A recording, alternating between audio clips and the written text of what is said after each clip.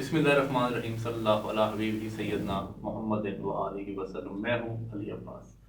ये प्रोग्राम हमने तश्कील दिया है टीचर्स के लिए, उन टीचर्स के लिए जिन्होंने ज़िंदगी में कोई मुकाम बनाया, जिनकी कंट्रीब्यूशन थी टूवर्ड सोसाइटी, ख़ास तौर पे पाकिस्तानी सोसाइटी। क्योंकि जो कौमें टीचर्स को बड़ा मुकाम देती हैं, टीचर्स को फैसिलिटेट करती हैं, टीचर्स को इज़्ज़त देती हैं, उन कौमों के जो बच्चे हैं उनकी तरबियत भी अच्छी होती है और वो लोगों के ज़िंदगियों में काम भी आते हैं। और जब अपने अपने मुकाम पे जब वो स्टूडेंट्स पहुंचते हैं तो वो एक इंसानियत का दर्स भी देते हैं और सोसाइटी के लिए एक फ़ाद शहरी भी बनते हैं। तो आज हमने जिस उस्ताद का इंतखाब किया है, इनका ताल्लुक़ गुजरांवाला से है। पिछले 20 सालों से दर्स व तदरीस के शोबे से मुंसलिक हैं और मैं हमेशा से मुझे इन उस्तादों में मुझे इंटरेस्ट रहता है जिन लोगों ने टीचिंग की करियर से अपना आगाज़ किया और फिर वो किसी मैनेजमेंट पोजीशन पे अपनी जद्दोजहद से पहुँचे। तो मेरे साथ मौजूद हैं मियाँ तंजीम हुसैन साहब, जो कि रीजनल डायरेक्टर हैं apex group of colleges Gujranwala से। अस्सलाम वालेकुम सर। जी सर, वालेकुम अस्सलाम। कैसे हैं सर? जी अली अब्बास साहब, बहुत शुक्रिया आपका। थैंक यू कि आपने मुझे इस प्रोग्राम में मदऊ किया। मैं आपका और आपकी टीम का बड़ा मशहूर हूँ। बहुत शुक्रिया सर आपका। अच्छा, मैं सर ये बताइए कि मैं बहुत सारे टीचर्स को ऐसे देखता हूँ कि वो टीचिंग की शोबे में आते हैं सर और वो सारी ज़िंदगी टीचर ही रहते हैं और वफात तक वो टीचिंग ही करते रहते हैं। और कुछ टीचर्स ऐसे होते हैं जो अपने इदारे बनाते हैं, सर जो मैनेजमेंट पोजीशन में पहुंचते हैं, सर जो एक लीडरशिप रोल में आते हैं, जैसे कि माशाल्लाह आप हैं। सर तो ये इन दोनों में फ़र्क बताइए क्या है?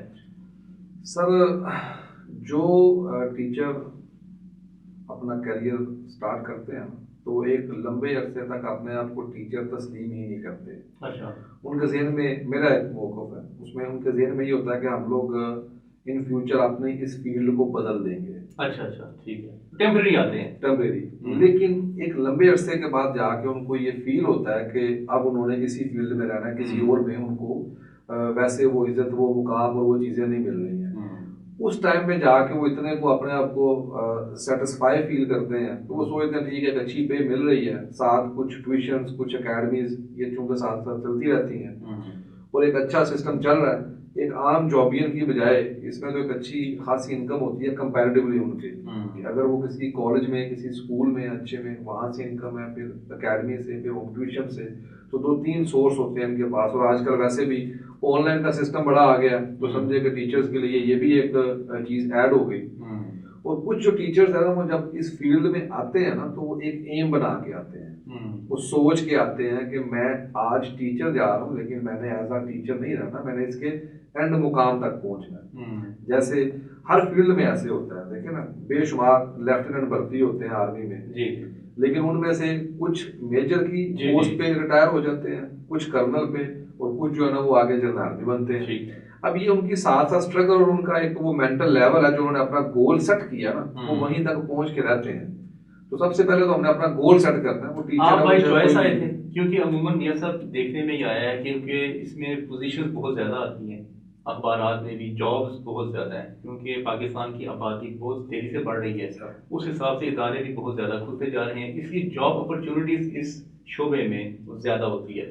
आप बाय चॉइस आए थे या आप भी इसी तरह कोई किसी इश्तिहार के पीछे लग के आपने इस करियर का आगाज़ किया? और नहीं सर, मैंने तो बिल्कुल भी ऐसा नहीं किया।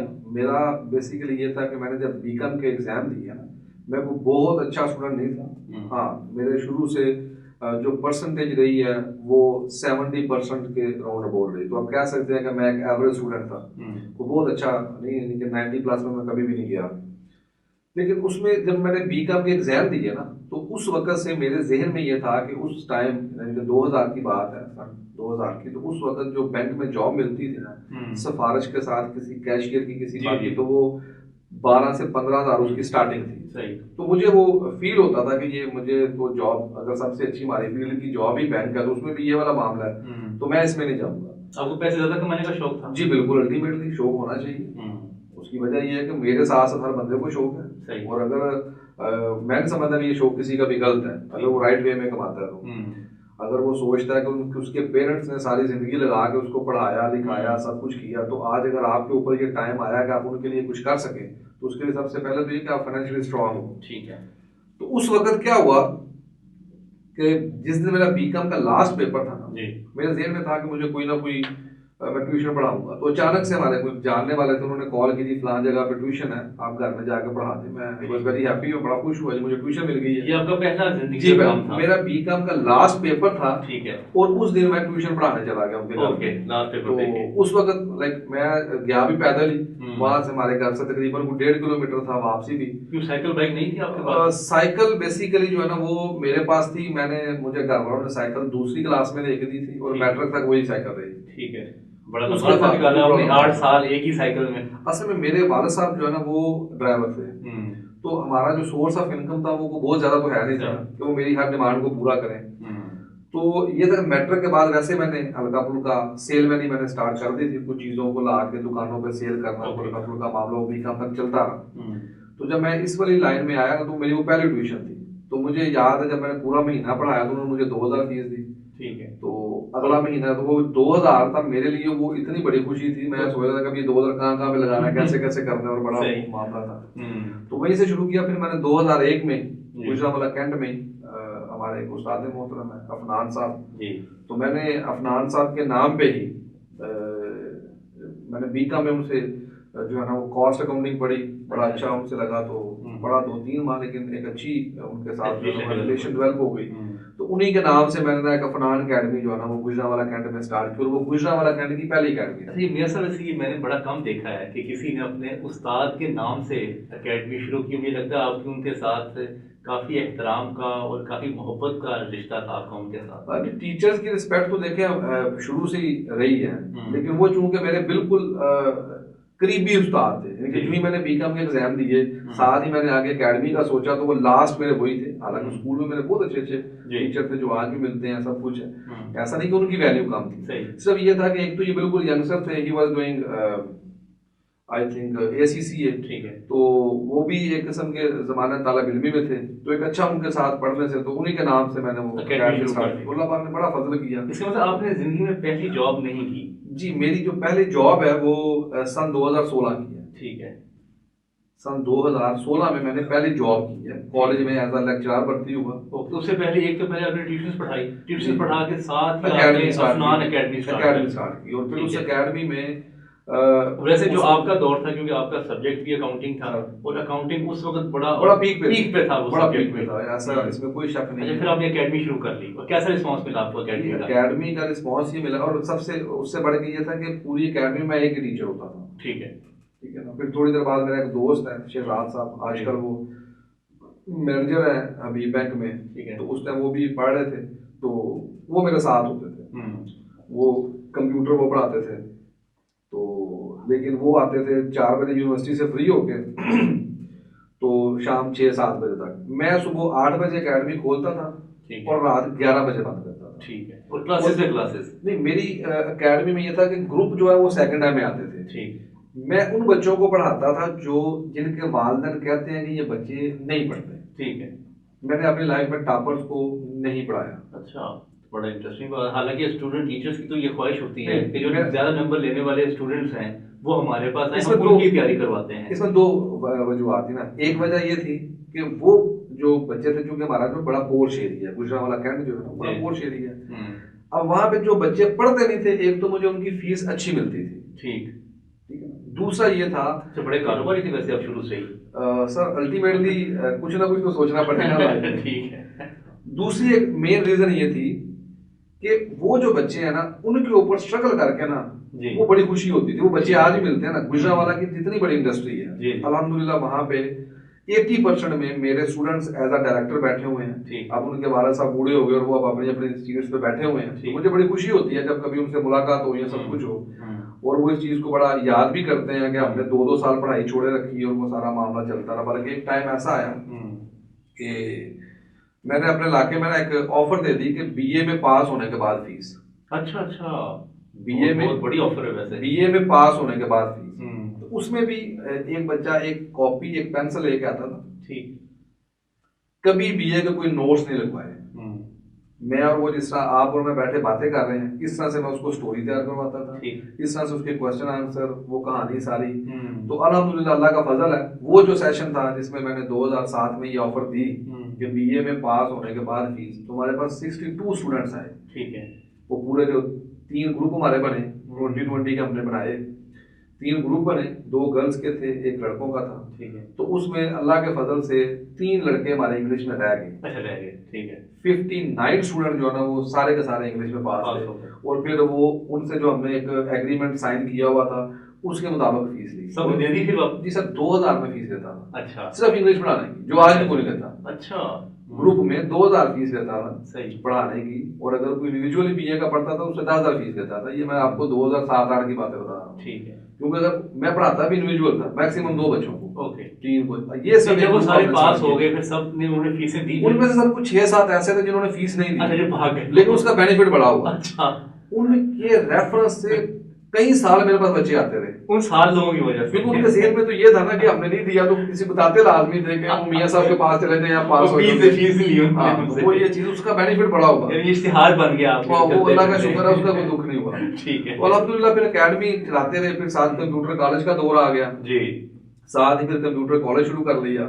कंप्यूटर कॉलेज जो है वो चलता रहा, करते करते 3 कंप्यूटर से शुरू किया, फिर एक टाइम आया कि मेरे पास 40 कंप्यूटर होते थे। ठीक। वो 3 मंजिला हमने बिल्डिंग ले ली, एक में एकेडमी, एक में कंप्यूटर कोर्सेज। ये मैट्रिक के बाद काफी ज्यादा हम लोग कोर्सेज भी करवाते थे। सही।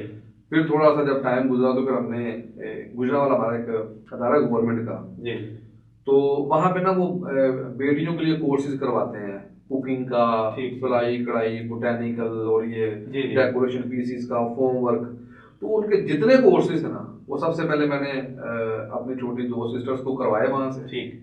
फिर उन्हीं को हमने एंगेज करके, तो वो पूरा एक जो पोर्शन है ना वो फिर हमने फीमेल्स के लिए कर दिया छुट्टियों में। सही। जिसमें हम फीमेल्स को ड्राइविंग तक भी सिखाते थे। जो कोर्स वो ऑफर कर रहे थे वही हम लोग करवाते थे कैंट में। ठीक है। ये सब ये बताइए कि आप मियां क्यों लगाते हैं अपने नाम के साथ? ये तो जात होती है ना। सर बेसिकली चूंकि मैं अराई फैमिली से हूँ, तो हमारे बड़े शुरू से ही साथ। आपको लगता है कि आपको अपना जो जात है वो आपको अपनी पहचान बनानी चाहिए?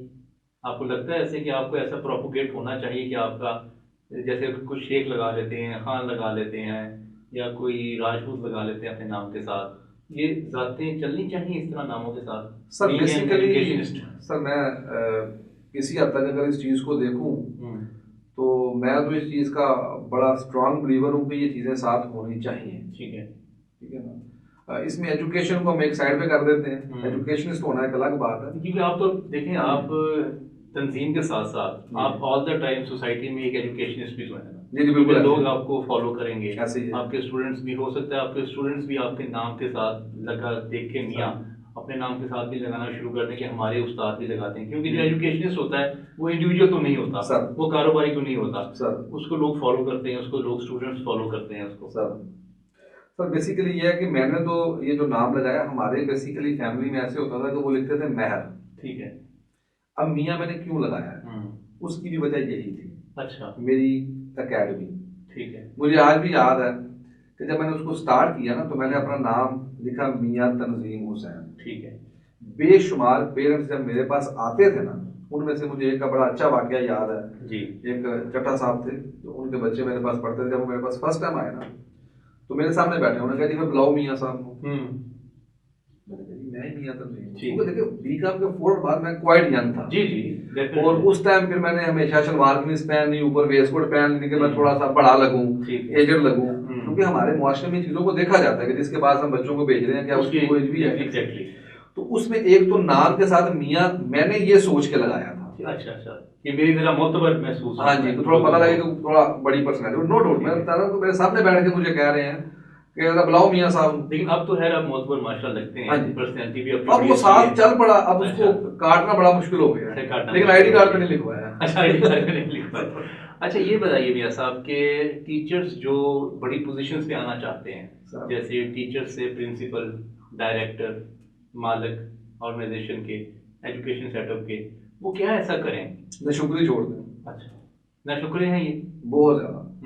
देखिए मैं खुद इसी फील्ड से हूँ।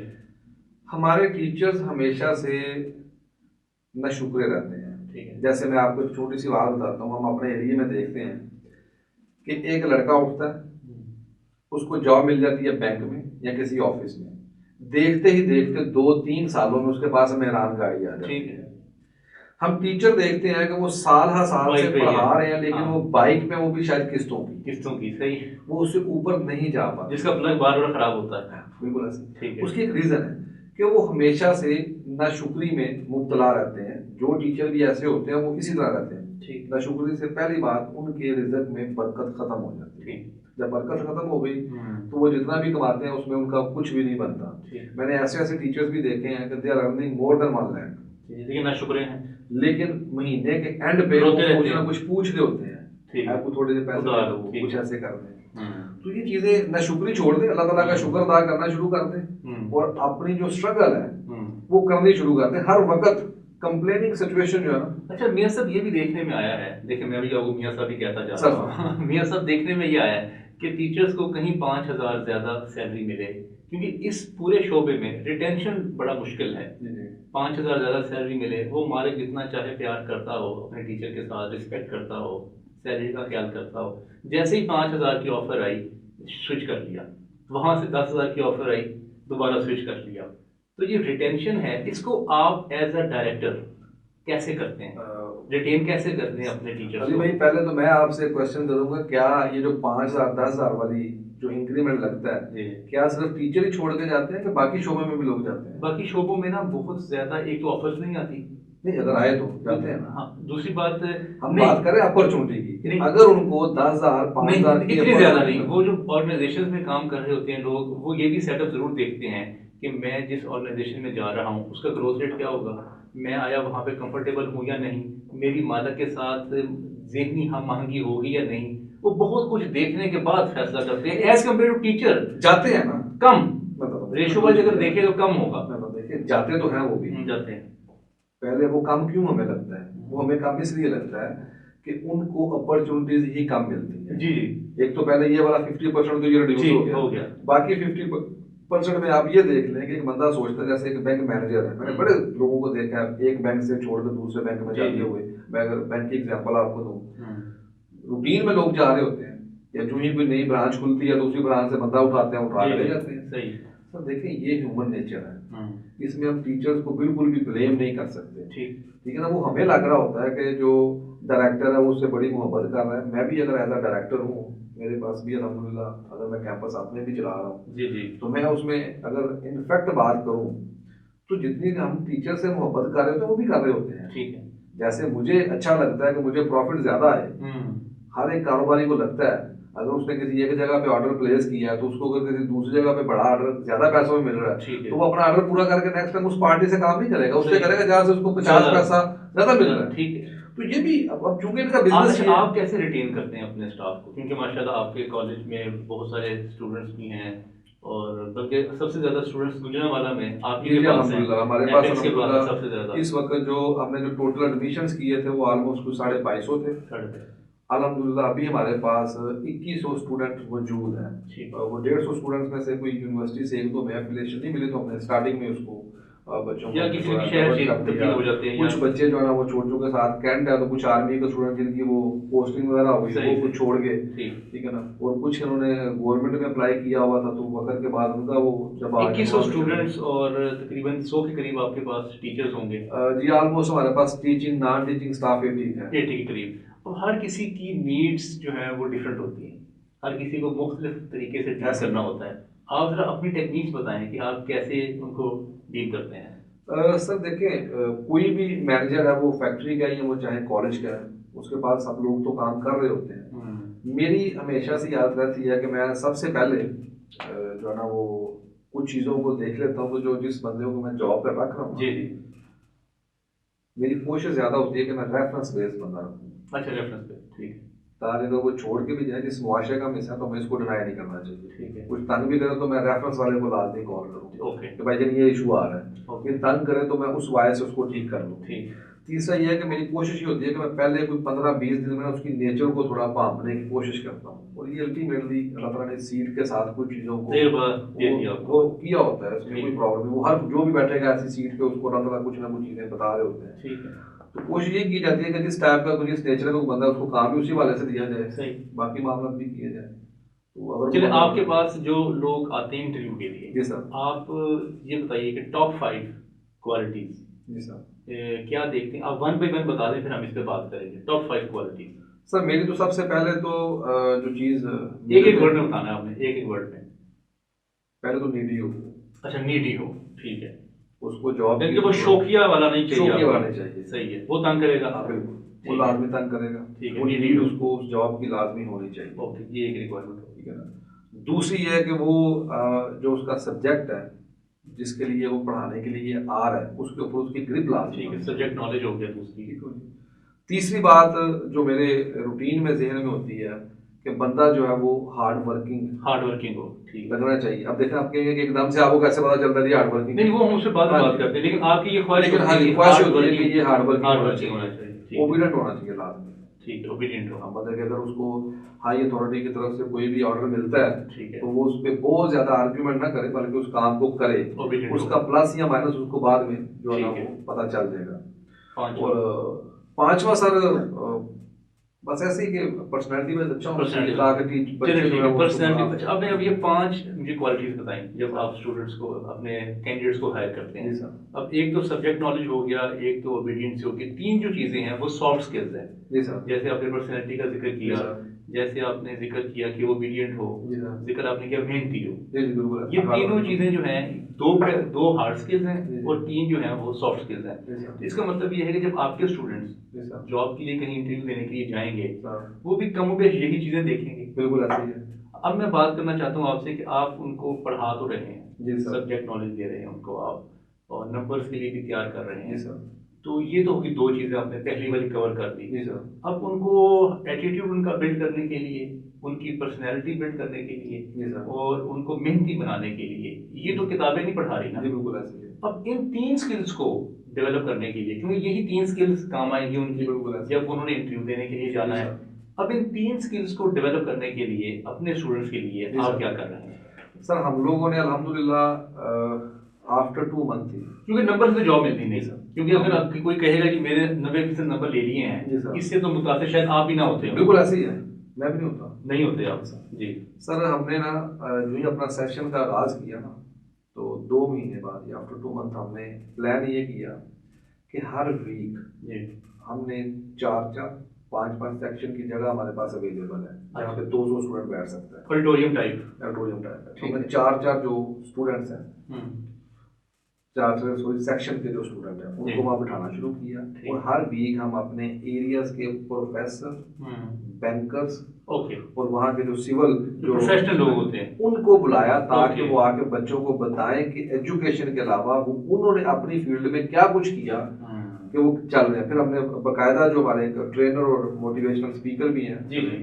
उनको भी हमने प्रॉपर नाम बता दें उनका? या सरफाज साहब, या सिर्फ पूरा है। ठीक है जी। वो भी जो है ना वो महीने में 2 दफा उनका हम सेशन रखते हैं। पर्सनैलिटी ग्रूमिंग पे जी जी बिल्कुल ऐसे ही। ठीक और है। बच्चों के साथ वो करते हैं, उनका नंबर से पढ़ा चीज जो है ना उनके साथ शेयर भी होती है। ठीक है। और वो अगर कोई बच्चे अलग से मिलना चाह रहे हैं तो फिर भी हम उनको उनकी मुलाकात करवाते हैं। हमने एक फॉर्म बनाया हुआ है जिसके ऊपर बच्चे अपनी प्रॉब्लम लिखते हैं। ठीक है। फिर उनके साथ जो है ना 1 बाय 1 उन चीजों को भी करते हैं। आप खुद भी टीच करते हैं अभी आजकल?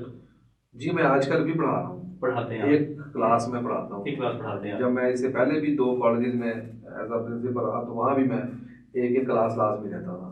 ठीक है। अच्छा, अब जो आप ट्रेनिंग सेशंस करवाते हैं, जो प्रोफेशनल्स का मीटअप करवाते हैं आप स्टूडेंट्स के साथ, इससे आपको कोई रिजल्ट्स नजर आए हैं अभी तक? सर देखिए, कुछ लोग तो इस चीज़ को हमें मानना पड़ेगा जी, वो किसी भी एज में है, वो सुमन बुक होता है। ओके। उन पे तो कोई वो जो अगर 15 to 20% लोग हैं उन पे कोई असर नहीं पड़ेगा। बाकी जो 80% है उसमें से अगर हमें उस 80% में से अगर हमें 60-70% रिजल्ट मिल रहा है तो बहुत अच्छा। टीचर्स की ट्रेनिंग और उनकी डेवलपमेंट, उनकी विजन को इन्हेंस करने के लिए या उनकी पर्सनैलिटी को ग्रूम करने के लिए सर क्या आपके इदारे में कोई प्लान है? सर ये सारा हम उन्हीं को ग्रूम ही कर रहे हैं, इसके अलावा नहीं, ये स्टूडेंट्स का बता रहे हैं ना आप? हाँ जी हाँ जी। मैं टीचर्स की बात जी कर सर, रहा हूँ। टीचर्स की प्रॉपर मतलब हमारे जो सीईओ साहब हैं राणा दिल मुमताज साहब, जी जी। माशाल्लाह आप उनको जानते हैं और उनका बड़ा वाइड एक्सपीरियंस है। मोर देन 20 इयर्स उनको भी हो गए, बड़े अच्छे ट्रेनर भी हैं। और सबसे पहले उन्होंने खुद आके हमारे तमाम टीचर्स को ट्रेनिंग दी। फिर उसके बाद कोई एक दो लोग जो हैं उन्होंने हायर भी किए इसी हवाले से, फिर उन्होंने भी आकर टीचर्स की जो ट्रेनिंग है वो भी की।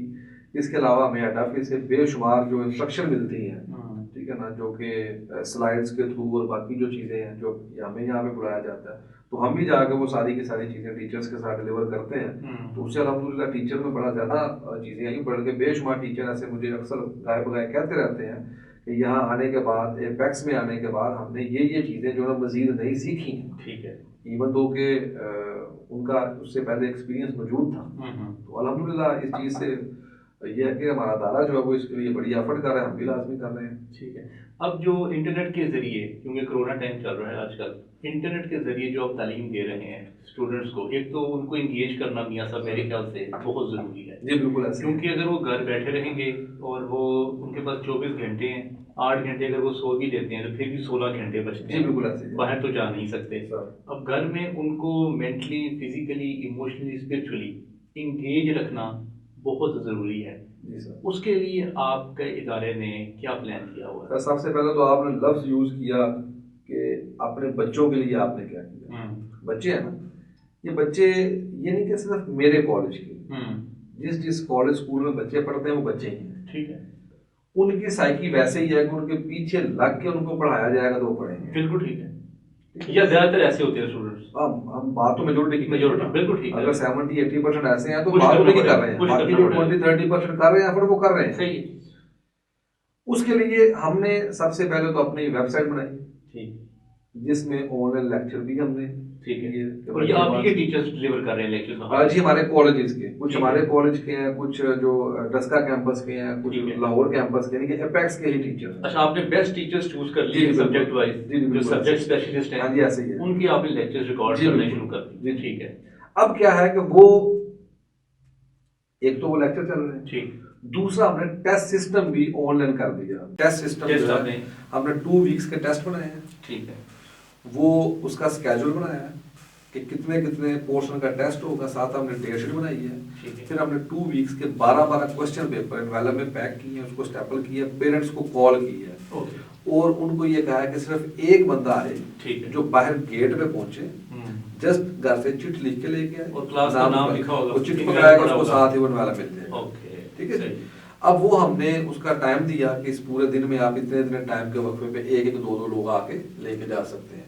तो वो अल्हम्दुलिल्लाह वो भी पेरेंट्स ले गए हैं कि वो घर में अपनी ही निगरानी में उनसे पेपर करवाएंगे, फिर उसको चेक करें, जब वो पेपर हो जाएंगे उनको वो संभाल लेंगे। 2 वीक बाद वो हमारे पास दोबारा आएंगे, वो जमा करवा देंगे, अगले 2 वीक के क्वेश्चन पेपर दोबारा ले जाएंगे। ठीक है, तो इससे भी एक जो चीज़ है, जो कुछ कमियां कोताहियां रह गई इस हवाले से, फिजिकली वो भी अल्हम्दुलिल्लाह कवर हो जाएगी। अच्छा, जैसे मैंने आपका कैंपस विजिट किया है, माशाल्लाह वो state of the art campus है, और मुझे लगता है कि आपको बड़ा शौक है स्पोर्ट्स का, सर, जिम का, सर, स्नूकर का, स्विमिंग का, क्योंकि ये मेरे ख्याल से मुजीनावाला में तो क्या बल्कि पूरे पंजाब में बिल्कुल ये वाहिद कॉलेज ऐसा है जो एपेक्स का है जिसमें स्विमिंग पूल भी दिया आपने, जिसमें स्नूकर है, गेमिंग जोन्स हैं और बहुत बड़े ग्राउंड्स हैं। तो क्या आप खुद भी ये स्टूडेंट्स के साथ खेलते हैं और खुद भी आप स्विमिंग करते हैं? ये सारा सर असल में ऐसे है कि स्टूडेंट्स के साथ तो नहीं, अच्छा, वैसे रूटीन में हम लोग फैकल्टी के साथ अक्सर औकात सेकंड टाइम में हमने जिम तो परमानेंट शुरू किया हुआ था कोरोना से पहले, ठीक है, 8-10 लोग थे फैकल्टी मेंबर, मैं भी था, जिम भी करते थे। और ये सारी फैसिलिटीज स्टूडेंट्स के लिए फ्री हैं? जी, छुट्टी के फौरन बाद। अरे छुट्टी के फौरन बाद, देखिए दिन के टाइम इट्स नॉट पॉसिबल, लेकिन अब आपके पास अगर 1100 सिर्फ मेल स्टूडेंट है फर्स्ट ईयर का, जी जी, तो अब हम उसको मैनेज ही नहीं कर सकते।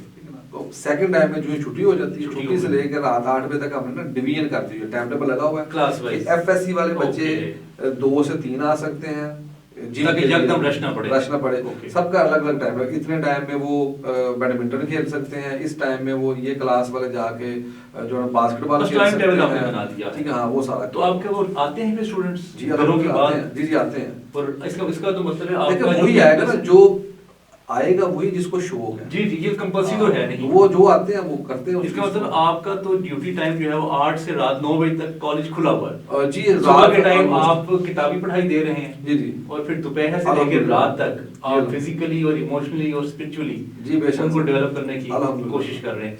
आपके ख्याल से ये भी जो एक्स्ट्रा करिकुलर है ये किस तरह से इंसान की ज़हन पे असर डालता है?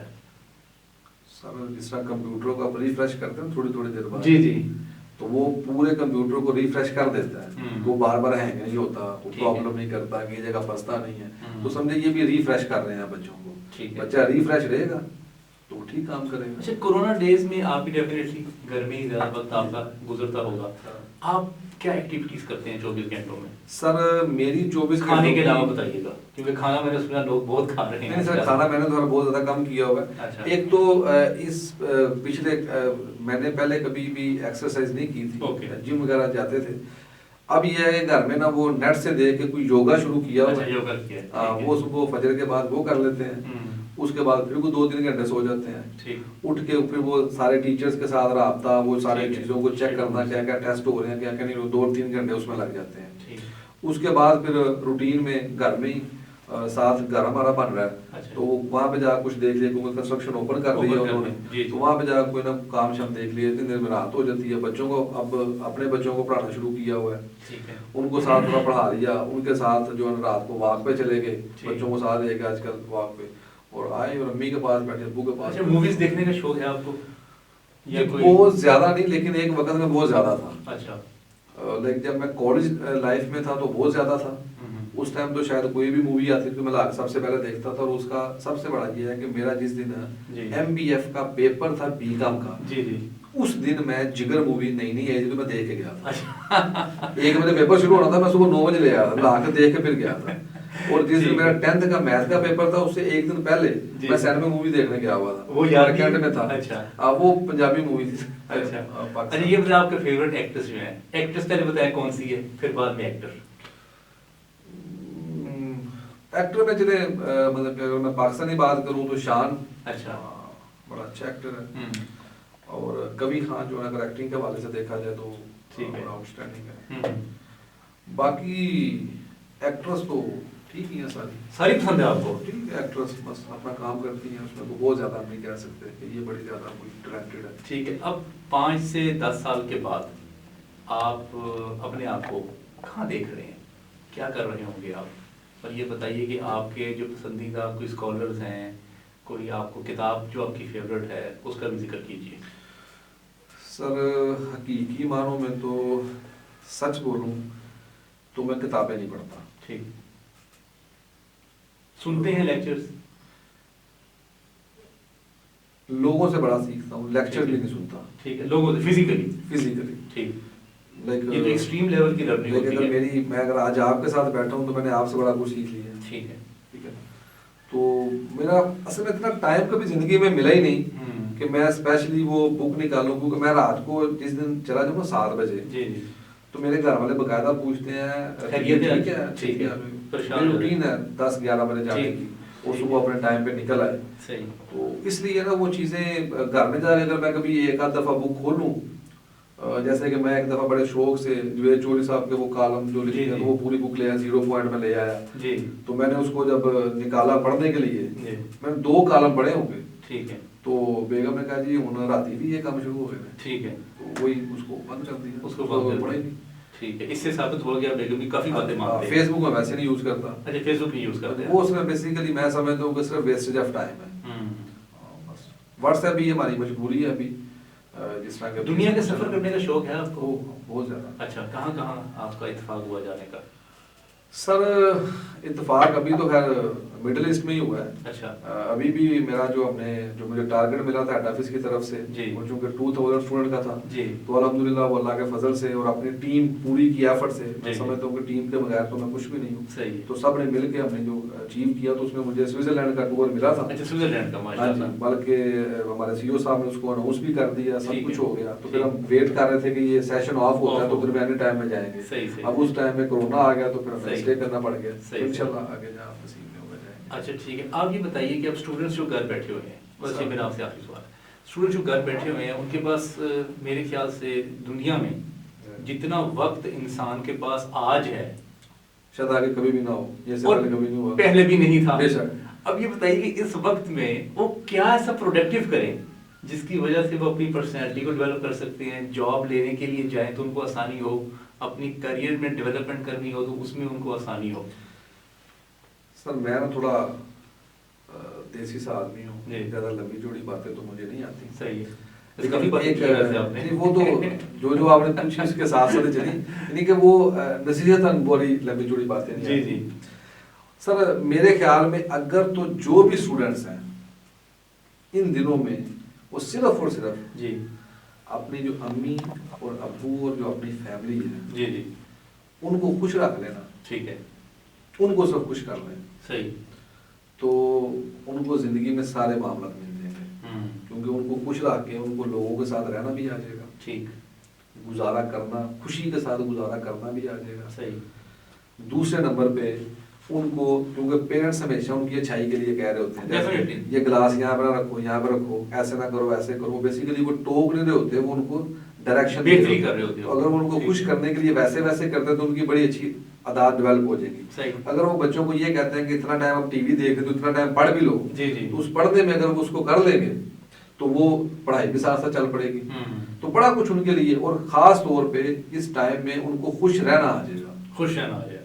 तो अगर हम फैमिली के साथ खुश नहीं रहेंगे तो फिर लाइफ में लोगों के साथ हमने क्या खुश रहना है। मियां साहब आपके वक्त का बहुत शुक्रिया सर, बहुत शुक्रिया। Thank you, हम sir. इस तरह सलाम जो है ना वो आजकल कर रहे हैं सब सर बहुत शुक्रिया सर, thank you. लिस्टर्स, ये थे मियां तंजीम हुसैन साहब, और मुझे तो बड़ा लर्निंग हुई इनसे गुफ्तगू करके, और मैं उम्मीद करता हूँ कि ये गुफ्तगू आपकी ज़िंदगी में भी कोई ना कोई वैल्यू ऐड ज़रूर करेगा, आपको बहुत सारे आइडियाज़ मिलेंगे। और मैं मुख्तलिफ जगहों पे आजकल एक बात करता हूँ कि आप न्यूज़ चैनल्स कम से कम देखें, क्योंकि फ्रस्ट्रेशन और खौफ जो है वो बढ़ता रहेगा आपका, जैसे जैसे आप काउंटिंग देखते रहेंगे कि इतने लोग यहाँ मर गए, इतने लोग यहाँ पे इस वायरस का शिकार हो गए। और मुख्तलिफ documentaries, movies, motivational lectures, motivational movies, अगर आप इसमें अपने आप को इन्वॉल्व कर लेंगे तो मेरे ख्याल से ये जो आपका वक्त है वो बेहतर गुजर सकता है। अल्लाह ताला हमें इल्म हासिल करने, उस पर अमल करने और बहुत ज़्यादा रिज़्क़ अता फरमाए। बहुत शुक्रिया।